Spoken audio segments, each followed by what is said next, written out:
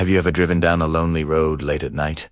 The kind where the streetlights seem to struggle against the darkness. Imagine you're on the outskirts of Chicago, near an old, historic place called Resurrection Cemetery. The air is thick, with a chilling fog, a damp cold that seeps right into your car. The only sound is the low hum of your engine as you cruise along Archer Avenue, a road with a long and storied past.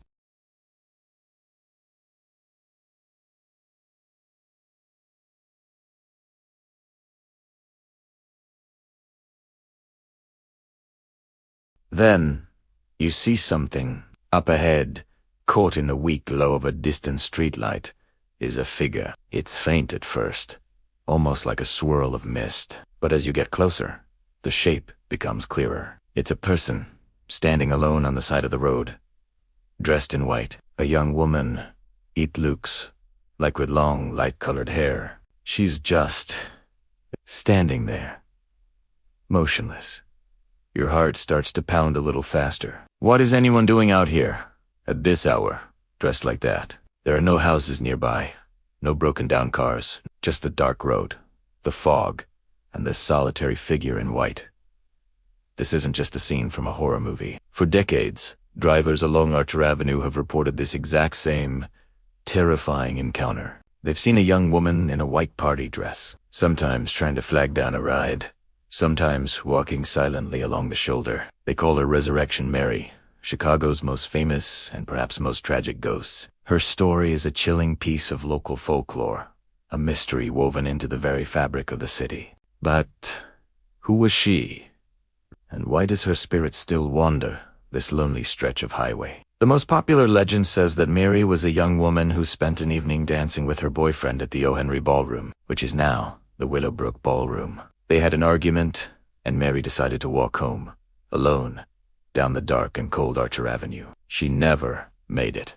Somewhere along this road, she was struck and killed by a hit-and-run driver. Her grieving parents buried her in Resurrection Cemetery, dressed in the same beautiful white gown she wore on her last night.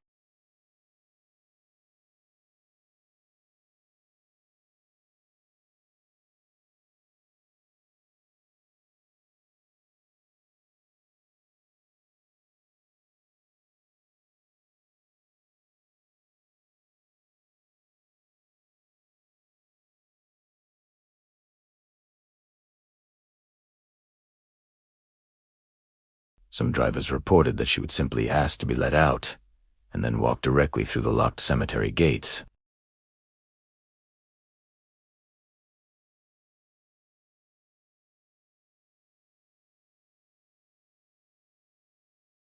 She asked him for a ride home, giving him an address on Archer Avenue. As they drove past the cemetery, she suddenly asked him to stop, explaining that this was where she lived. Before he could even process what she said, she stepped out of the car and disappeared right through the cemetery's iron gates. He was left stunned, alone in his car, staring at the locked entrance. Over the years, the stories have only grown. There have been reports of ghostly handprints burned into the bars of the cemetery gates, handprints that matched the size of a young woman's. Maintenance workers at the cemetery have supposed had to replace and repair sections of the fence where the bars had been bent outwards, as if someone had tried to get out from the inside. So, is Resurrection Mary just a ghost story? A campfire tale told to spook new drivers? Or is there something more to it? The sheer number of sightings, spanning nearly a century, from so many different, unrelated people, makes you wonder. It's a story that blurs the line between urban legend and eyewitness accounts. Next time you find yourself driving on a deserted road late at night, and you see a lone figure in the distance, what will you do? Will you speed up? Or will you slow down, just for a second, and wonder if you're about to have your own encounter with the lady in white? Thanks for watching, and if you have your own local ghost stories, share them in the comments below. Don't forget to like and subscribe for more dives into the world's greatest mysteries. Stay safe out there. Have you ever driven down a lonely road late at night? One of those stretches where the darkness swallows your headlights and every shadow plays tricks on your eyes? I have, and I'll never forget the night it happened. I was heading back from a business trip, way later than I should have been. The highway had long since emptied out, and it was just me, the hum of my engine, and the endless ribbon of asphalt disappearing into the black. My eyelids felt like lead weights and I was fighting to stay focused. That's when I saw her, just a flicker at first, on the edge of my high beams, a figure standing on the shoulder of the road. As I got closer, my heart started to pound a little faster. It was a woman. She was wearing a simple, old-fashioned white dress that seemed to glow in my headlights. Her hair was long and dark, partially covering her face. She just stood there, motionless, like a statue someone had left by the side of the road. My first thought was that she was in trouble. An accident, maybe. Car broke down, but there were no other cars, no flashing lights, nothing. Primera slow it down. My mind racing and shoaled. He stopped. Every horror movie I'd ever seen screamed, "Keep driving." But what if she was genuinely hurt? What if she needed help? My foot eased off the gas, and the car began to coast. As I got closer, I saw her hands slowly start to rise, palm out, and a clear signal to stop. My hands gripped the steering wheel so tight my knuckles turned white. The dashboard lights cast a strange, eerie glow inside the car, making everything feel surreal. A deep sense of dread washed over me, a cold, prickly feeling that had nothing to do with the night air. It was a primal fear, the kind that whispers warnings from the oldest parts of your brain. Against my better judgment, I decided to stop. Maybe I'm just a fool, or maybe I couldn't live with myself if I left someone stranded. I pulled over about 50 feet past her, keeping the engine running. She just stood there, her hands still raised, her face still hidden by that curtain of dark hair. The silence was deafening. No crickets, no wind, just the low thrum of my engine and the frantic thumping of my own heart. I took a deep breath, unlocked my phone, and was about to call 911 when she finally started to move. She began walking towards my car, but not in a way that was normal. It was a slow, almost gliding motion, as if she wasn't really touching the ground. The white dress billowed around her, even though there was no wind. I locked the doors. It was a reflex, a sudden jolt of panic. My curiosity had turned into pure, undiluted terror. She came up to the passenger side window. I still couldn't see her face clearly, just the impression of pale skin and deep shadows where her eyes should be. She didn't knock. She just stood there, waiting. I couldn't bring myself to look directly at her. I stared straight ahead at the empty road reflected in my windshield. It felt like an eternity. Then I heard a faint, whispery sound, a sound that will haunt me for the rest of my days. It was a soft, sorrowful voice, barely audible through the glass. It said just one word: home, and then she was gone. I blinked, and the space beside my car was empty. I frantically scanned my mirrors, the road behind me, the shoulder ahead. Nothing. She had vanished as completely as if she'd been a puff of smoke. I didn't wait to think about it. I slammed my foot on the accelerator, tires squealing on the pavement as I peeled out. I didn't slow down until the sun started to rise, painting the sky in shades of pink and orange. I never told anyone what happened. Who would believe me? But sometimes, when I'm driving at night, I'll see a flicker of white on the side of the road, and my blood runs cold all over again. I just keep driving. Thanks for watching. If you've ever had a creepy late-night experience, share it in the comments below, and don't forget to like and subscribe for more strange stories. Stay safe out there. I can't believe I'm doing this. Just a few hours ago, I was stranded. My car dead on the side of a road so deserted it might as well have been on another planet. Then he appeared, his headlights cutting through the oppressive darkness like a lifeline. He seemed normal enough, a bit quiet, but his smile was gentle. He said he was heading to the next town, same as me. It felt like a miracle. Now, sitting in the passenger seat of his vintage sedan, that miracle is starting to feel more like a curse. The silence in this car is a living thing. It's thick and heavy, pressing in on me from all sides. He hasn't said a word since we started driving, just keeps his eyes locked on the road ahead. His hands are steady on the wheel, unnervingly so. There's a strange calmness about him, a stillness that doesn't fit the situation. Most people would try to make small talk to fill the quiet, but not him. It's like he's perfectly comfortable in this suffocating silence. I keep sneaking glances at him, trying to read his expression in the dim glow of the dashboard lights, but his face is a mask, completely unreadable. I turn my attention back to the window, hoping the passing scenery will offer some distraction. But there's nothing out there, just endless stretches of dark, empty road flanked by dense, menacing woods. The moon is hidden behind a thick blanket of clouds, and the only light comes from our headlights, which barely seem to pierce the gloom. It feels like we're driving through a tunnel with no end. The world outside the car has ceased to exist. We are the only two people left, hurtling through an abyss. My heart is starting to pound a frantic rhythm against my ribs. I try to tell myself I'm just being paranoid. I'm tired. I'm stressed. My imagination is running wild. But then I see it. Out of the corner of my eye, a flicker of movement. I whip my head around to look, but there's nothing there. Just the dark trees lining the road. I must have imagined it. A trick of the light. Maybe an animal darting back into the woods. I take a deep breath, trying to calm my frayed nerves, but then it happens again. A shadow detaches itself from the tree line, stretching and twisting in a way that defies all logic. It moves alongside the car for a split second, a distorted, elongated shape that seems to writhe in the headlight beams before vanishing back into the darkness. It wasn't an animal. It wasn't a trick of the light. It was wrong. Utterly, fundamentally wrong. I feel a cold dread seep into my bones, a primal fear that tightens its icy grip around my throat. A glance at the driver. He hasn't flinched. His eyes are still fixed on the road, his expression unchanged. Did he not see it? How could he not have seen it? It was right there. I want to scream, to ask him what that was, but the words are stuck in my throat. The air in the car is suddenly thin, hard to breathe. The unnerving calm on his face is no longer just strange. It's terrifying. It's the calm of someone who is not surprised by the impossible. The calm of someone who expects it. Another shadow appears. This one closer, clearer. It keeps pace with the car, its form shifting. Sometimes vaguely human, sometimes something else entirely. It moves with a grotesque, unnatural fluidity, like a puppet on unseen strings. My mind is screaming, but my body is frozen. I can't look away. I'm trapped in this moving coffin with a silent driver, surrounded by a nightmare that's crawling out of the darkness and into the light. The feeling of being stranded on that road seems like a distant, almost fond memory now. At least then, I was alone. Now, I'm starting to realize I was never the one who was found. I was the one who was hunted, and the ride is far from over.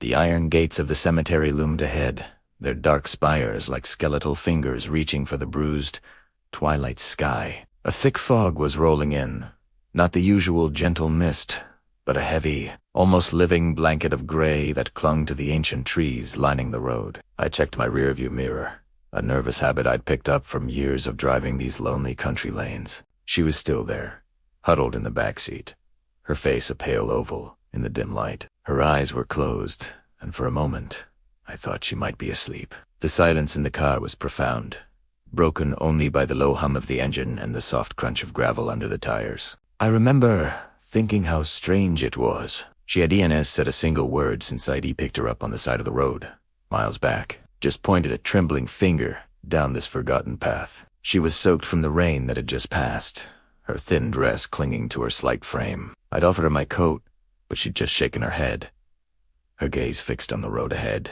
A shiver traced its way down my spine, a cold premonition that had nothing to do with the dropping temperature. Something felt wrong.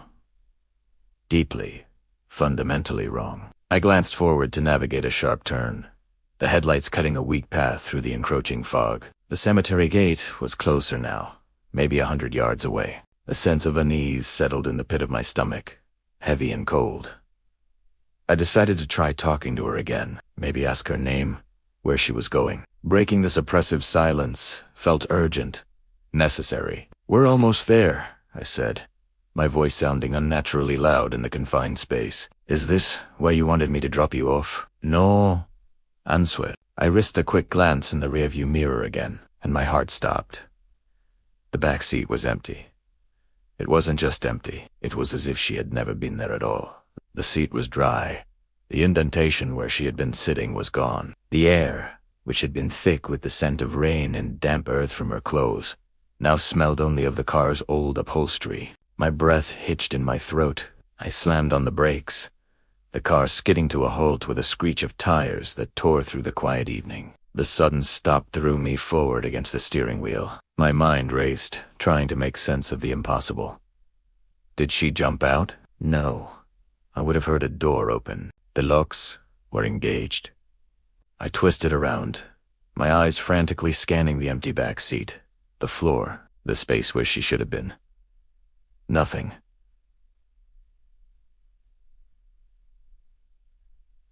Just shadows and the creeping fog outside. Panic began to claw at my insides. A frantic, wild animal trying to escape my chest. I threw the door open and stumbled out into the cold, damp air. "Hello," I shouted, my voice swallowed by the thick fog that now swirled around the car like a malevolent entity. The world had gone silent again, except for the frantic hammering of my own heart. She was gone, vanished into thin air, as if she were nothing more than a ghost, a trick of the light, and I was alone, at the gates of a cemetery, with a story no one would ever believe. Thanks for watching, and if you enjoy these strange tales, don't forget to like and subscribe for more. For weeks, I've been haunted by a single, chilling whisper that seemed to ride the wind, asked the gravestone. It was a puzzle box dropped into the middle of my life, a mystery with no key. The voice belonged to Eleanor Vance, a woman I'd never met, a name that appeared in my dreams. Her face a blur, but her voice as clear as a bell. The local archives told me she'd vanished without a trace 50 years ago. A ghost story, a local legend, but the whisper felt real, a desperate plea from across time. My investigation led me nowhere. No family, no friends left to ask, just dead ends and dusty records that all said the same thing. She was gone. The whisper was my only clue, a breadcrumb trail leading me to this exact spot. And so, here I am, standing in the old Willow Creek Cemetery, the air thick with the scent of damp earth and decaying leaves. The setting sun casts long, skeletal shadows from the ancient oak trees. My heart is a drum against my ribs. This feels like the final act of a play I never auditioned for. I've walked every row, my eyes scanning the weathered names carved into stone, searching for her, for Eleanor Vance. After what feels like an eternity, I find it tucked away in a forgotten corner, covered in moss and ivy, almost swallowed by the earth itself. It's a simple, weathered stone, pitted and worn by decades of rain and wind. I kneel down, my fingers tracing the cold, rough surface, clearing away the grime, and then I see it. The letters, faint but undeniable, Eleanor Vance. The name from my dreams. But below her name is something that makes the air freeze in my lungs, something that defies all logic. A date, not a birth date, but a death date. And it's not 50 years ago. It's today's date. Primera starreatit. My mind refusing to process what my eyes are seeing. How is this possible? A gravestone, weathered and old, bearing a date from the future. From this very day, a cold dread washes over me. This isn't just a mystery about a woman who vanished. It's something else entirely. The whisper was never a clue to find her. It was a warning. Ask the gravestone, it said. The gravestone had the answer, and the answer is terrifying. The sun has dipped below the horizon now, plunging the cemetery into a deep, airy twilight. The wind picks up, rustling the leaves, and for a moment, I think I hear it again, the faint echo of her voice. But this time it's different. It's not a plea. It sounds like a goodbye. I stand up, backing away from the stone, my gaze fixed on the impossible date. My mind races trying to connect the dots. The dreams, the whispers, the vanishing 50 years ago, the future date on an ancient stone. It's a paradox, a knot in the fabric of time. Suddenly, a new thought strikes me, colder and sharper than the evening air.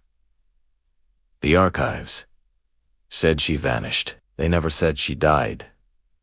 What if she didn't just disappear? What if she was running from something? Running from this exact day? I turn my gaze from the headstone to the empty, winding road that leads out of the cemetery. It's just a dark ribbon disappearing into the woods.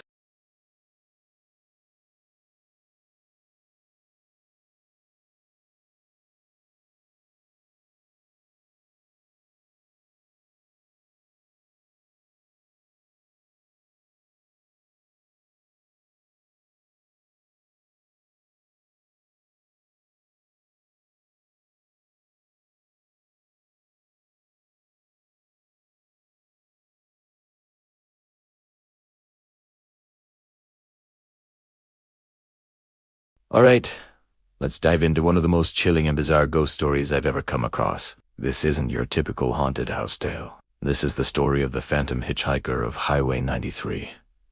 For decades, locals and travelers driving along this desolate stretch of road in Nevada have reported seeing a lone figure walking by the roadside. But this isn't just any figure.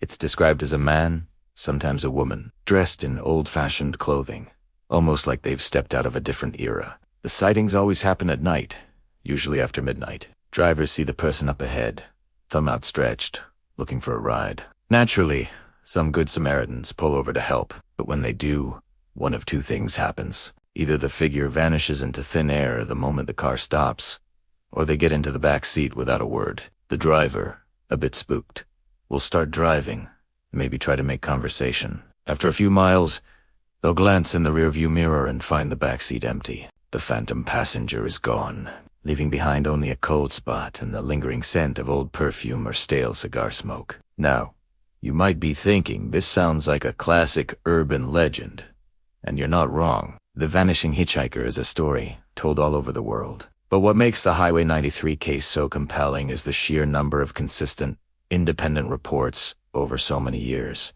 We're talking about dozens, maybe hundreds of accounts from sober, credible witnesses, truck drivers, police officers, families on vacation. They all describe the same eerie encounter on the same lonely stretch of highway. So, who is this ghost? The most popular theory links the sightings to a tragic accident that happened back in the 1950s or 60s. The story goes that a young couple was driving along the highway when their car broke down. The man set off on foot to get help, promising to return. He never did. He was struck and killed by a passing vehicle that never stopped. His partner, waiting in the car, eventually died of exposure. Now, their spirits are said to wander the highway, forever trying to complete that final journey, or perhaps seeking a ride to finally be But here's where the story takes a modern and even more unsettling turn. In the last few years, with the rise of dash cams and security cameras at nearby businesses, we've started getting footage, and it's not what anyone expected. We've compiled several clips here. Look at this. This is security footage from a gas station overlooking the highway. You see that faint figure on the shoulder? Now watch carefully. It's walking backward, slowly, unnaturally. It's not just one camera either. We've synchronized footage from different angles, and in each one, the same ghostly shape appears, moving in reverse, almost like a recording being rewound. It's completely surreal. In some frames, the figure appears to glitch, reappearing in multiple spots at once before fading. The video evidence doesn't answer any questions. It just makes the mystery deeper. Why would a ghost walk backward? Is it stuck in some kind of time loop, forced to relive its final moments in reverse? Some paranormal investigators believe this backward motion could be a sign of a residual haunting, an echo of energy trapped in a loop, but one that has become distorted over time. Look at this final clip. The figure just stops. It turns its head towards the camera, even though it's hundreds of feet away. And then there's this strange, ethereal glow that emanates from it before it vanishes completely. The audio from the camera picked up nothing but the sound of the wind, a sudden, silent gust that seemed to sweep through right as the figure disappeared. This isn't just a ghost story anymore. It's a genuine, documented anomaly that defies all explanation. Is it a spirit glitched in the Matrix, or something else entirely? The phantom of Highway 93 continues to walk, forever trapped in its strange, backward journey, leaving us with more questions than answers. What do you think is going on here? Let me know in the comments below. Thanks for watching, and don't forget to subscribe for more unexplained mysteries.